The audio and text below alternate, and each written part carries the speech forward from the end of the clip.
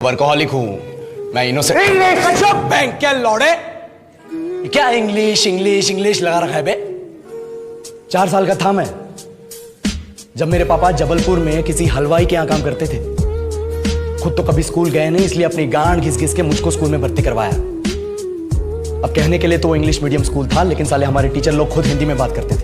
हमारे स्कूल के लड़के एक दूसरे से यो व्हाट्स अप डॉग ऐसे बात नहीं करते। क्या भौंक रहा है तेरा लंडा आज कर रहे हैं, ऐसे गले मिलते हैं। किसी तरह रट्टा मार मार के 10th तक पहुंचे तो पता चला कि जिंदगी में सफल होने के लिए एक ही तरीका है और वो है इंजीनियरिंग।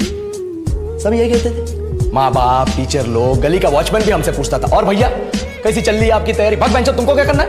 इसलिए हमारे स्कूल के बच्चे हम सब पहुंच गए बकरों की तरह, मैं IIT, मैं NIT।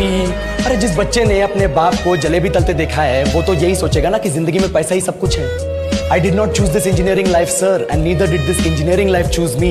It was shoved down my throat by my teachers while my hands were tied to my back by my friends and my parents watched in silence. और इंग्लिश सुनेगा तो मादरचोद तो सुन।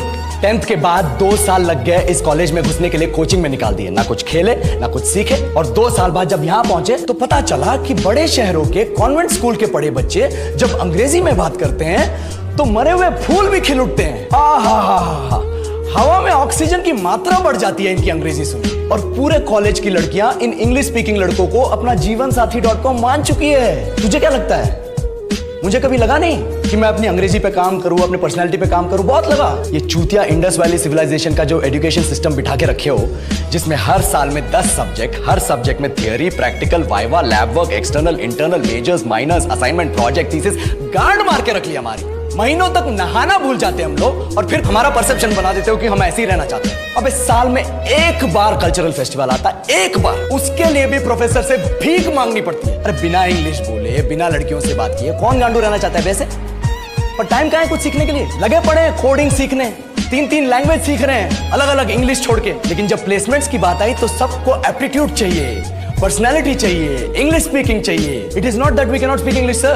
We are just very conscious of our diction and our pronunciation, and we are not confident to speak in front of anyone else. If the curriculum was a little bit diverse, if the engineering colleges in our country focused on our all-round development instead of functioning like a goddamn factory that is just mass-producing robots by killing their dreams and handing out degrees, I would not be sitting here in this pointless HR interview, the likes of which exist only in our country.